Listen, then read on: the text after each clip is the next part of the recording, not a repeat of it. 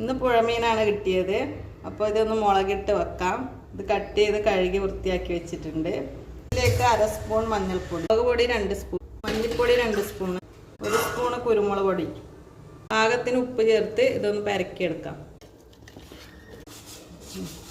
കുറച്ച് പുളി വെള്ളത്തിലിട്ട് വെക്കാം. 10 മിനിറ്റ് റെസ്റ്റ് ചെയ്യുമ്പോഴത്തേക്ക് നമുക്ക് ഉള്ളി വഴറ്റിയെടുക്കാം. അതിനായി ചട്ടി ചൂടായി വന്നിട്ടുണ്ട്. എണ്ണ ഒഴിച്ച് കൊടുക്കാം. എണ്ണ ചൂടായി വന്നിട്ടുണ്ട്. ഇഞ്ചി വെളുത്തുള്ളി ചതച്ച് ചേർത്ത് കൊടുക്കാം.